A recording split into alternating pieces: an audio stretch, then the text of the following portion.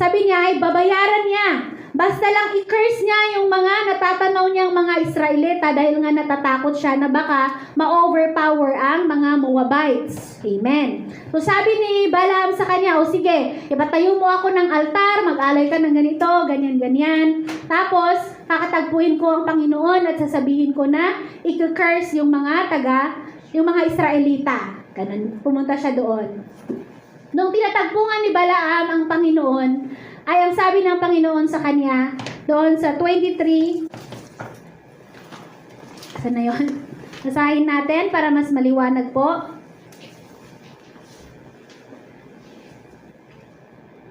Mula sa Aram, sa bulubundukin sa silangan, ipinatawag ako ni Balak na hari ng Moab.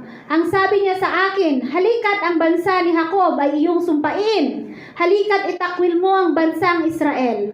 Ang pinagpala ng Panginoon ay paano ko susumpain? Ang binasbasan ni Yahweh, paano ko nga itatakwil? Mula sa tuktok ng mga bundok, sila'y aking natatanaw. Nakikita ko silang lahat mula sa kaburulan. Sila'y isang bansang namumuhay na mag-isa. Alam nilang sila'y mapalad kaysa mga iba. O mapalad talaga ang mga Israelita. Kasi chosen people sila ng ating Panginoon. Ang lahi ni Jacob, alabok ang kagaya. Kung ang Israel ay bilangin, ito ba'y makakaya?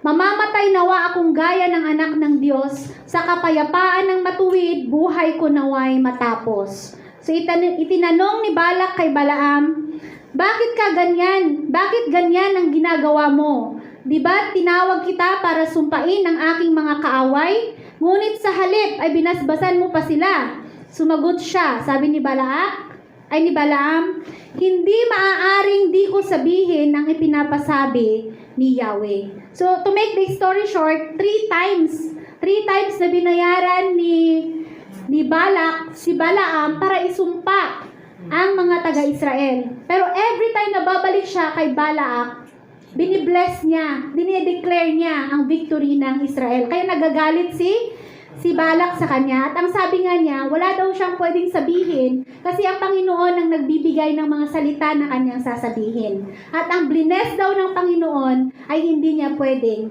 i-curse. Yan po ang pag-ibig ng Panginoon sa atin. Kung ano yung pag-ibig niya sa mga Israelita, tayo ng mga hintil na naisumpong sa kanila, ngayon ganun din po ang pag-ibig ng Panginoon sa atin. I-curse man tayo ng mga tao sa paligid natin, wala nang epekto yan mga kapatid. Because we are already blessed by God. And that love ng Panginoon sa atin ay hindi rin magbabago. Di ba? Yun ang pangako ng Panginoon sa atin. Nothing can snatch you away from my hands. Ano pa yung sabi niya doon? Yung sinabi natin Joy kanina, who can be against you? Diba? Pag-aari kita, protektado kita, sakop kita, mahal kita. Patigas man ang ulo mo, pasaway ka man, didisiplinahin kita, pero hindi kita hahayaan na mawala sa mga kamay ko kasi nga pag-aari na kita. Tingnan niyo po ang mga Israelita ngayon. Nabanggit din doon ni Ate Glenn nung nakaraan, di ba? Hindi po ba kayo nagtataka na ilang beses nang tinangka ng mundo na ubusin ang mga Hudyo? Pero it's so amazing, no? Nadi-display talaga yung faithfulness ng Panginoon. Nadi-display na ang Panginoon talaga natin ay hindi nagbabago sa kanyang salita, hindi nagbabago sa kanyang mga pangako. Diba? Si Hitler, pinaubos niya ang mga Hudyo. Ano pa bang iba't ibang klase? Ang dami-daming mga nasusuklam sa mga Hudyo. Ang liit-liit na bansa, pero paano nila nadi-defend ang kanilang mga sarili? So amazing, di ba? Nakaka-amaze. Kasi nga, naisulat na ang katapusan. Naisulat na ang kanilang destination. Ang promesa ng Panginoon ay nasa sa kanila. Hindi pa sila naniniwala niyan, mga kapatid. Di ba? Bulag pa sila kasi hindi sila naniniwala kay Jesus. Ngunit, ang covenant ng Panginoon kay Abraham, ang covenant niya kay Isaac, ang covenant niya kay Jacob, tinutupad niya sa mga matitigas ang ulo ng mga Israelita ngayon. Amen? Kasi sabi niya, ako ay Diyos, hindi ako nagbabago. Kaya hindi ka pa nakukonsume ngayon. Diba? Kaya hindi pa sila nauubos kasi ang katapatan ng Panginoon ay hindi nagbabago. Protektado pa rin ang Israel kahit anong gawin nila dyan. we will see how God will display His glory, how He will display His faithfulness, how He will display that He is a God that will never change. Na hindi niya tatalikuran ang kanyang mga pangako, hindi niya tatalikuran ang kanyang mga anak. At kung ano yung blessing ng mga Israelita, di ba? Kasi sa huli niyan, maniniwala na yan sa kanila. Di ba? Naisulat yan sa Revelation, igagather yan ng Panginoon sa huli. Igagather nila yan at maliligtas sila.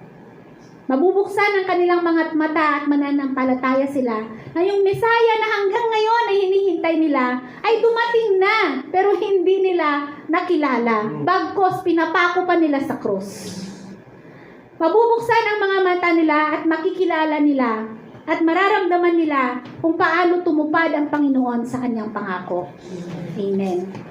At kasama na po tayo doon sa grasya. Kasama na po tayo doon sa object of love ng Panginoon. Diba? Yun po yung security natin mga kapatid. Na, hindi po ba kayo masaya? Nakasama po tayo doon sa winning team. Amen. Praise God. Pagbakbakan man ang buong mundo. Hindi naman sa wala tayong compassion, di ba? Pero, dumating man ang end of the world, we know already our destination. Because we have a faithful God that will never change. Na hindi niya sasabihin na, ay, nangako ba ako sa'yo? Hindi ko matandaan. Diba? Or, nagbago na ang isip ko. Diba? Hindi po ganoon ang ating Panginoon. Kung ano yung sinabi niya sa atin, tuparin po niyan. Kasi hindi po siya tao. Siya po ay Diyos. Amen. Napakaganda kung babasahin natin ngayon. Titignan natin. Kasi ang daming nangyayari dito sa mundo. Na minsan ay, i-recite mo na lang yung utak mo na ayaw mo na siyang intindihin. Parang nung ano mo na lang is, I believe that God will do what He has purposed. Diba? Yung parang, ayoko nang intindihin ng Israelita na yan, ayoko nang intindihin ng COVID na yan, ayoko nang intindihin ng one world religion na yan. Diba? Nangyayari na lahat kasi kung ano yung sinulat sa Biblia. Yung one world religion na iisang batas sa buong mundo. Tignan nyo nga paano ipapatupad yung iisa ipasara lahat ng airport. Nangyayari na. Kasi nasulat yan sa Biblia na mangyayari. At mangyayari yan at nakikita na natin. At imbis na matakot tayo mga kapatid, makita natin, mamangha tayo na yung salita ng Panginoon ay nagkakatotoo. Nakikita natin na nangyayari. At yung confidence natin, yung security natin, yung hope natin na ang panig natin ay nanalo na. Amen. So praise God talaga na ang tiwala natin ay hindi sa tao kundi sa Diyos. Amen. Na hindi nagbabago. Amen. At ito po sa kanyang mga anak, di ba? Hindi nagbabago ang Panginoon. Sa Hebrews 6 verse 17 to 19, God also bound Himself with an oath so that those who received the promise could be perfectly sure that He would never change His mind. So God has given both His promise and His oath. These two things are unchangeable because it is impossible for God to lie. Therefore, we who have fled to Him for refuge can have great confidence as we hold to the hope that lies before us. Yun po yung hope natin mga kapatid. Yun po yung confidence natin sa salita ng Panginoon, sa karakter ng ating Panginoon, sa will ng Panginoon at sa pag-ibig niya sa kanyang mga sa kanyang mga tao na kailanman ay hindi po siya magbabago. Amen? At nasa main idea na po pala tayo. Yes, God. So, yun lamang po ang aking short na isi-share sa hapon na ito mga kapatid. Amen? Na manalig tayo. Diba? Alalahanin natin lagi na kung tayo nagkakaroon ng doubt, kung tayo ay naguguluhan sa mga nangyayari sa paligid natin, kung sa tao ay nababali ang kanyang pangako, or sa tao ay nag-iba ang kanyang isip, sa tao ay sinasabi niyang gagawin niya pero hindi niya gagawin, ang Panginoon natin ay hindi tao. Ang Panginoon natin ay perpekto, ang Panginoon natin ay Diyos, siya ay tapat at dakila. Amen. So, ang main idea po ay God is unchangeable in His nature, in His being, in His perfection, in His purposes, and His promises. God is the beginning and the end.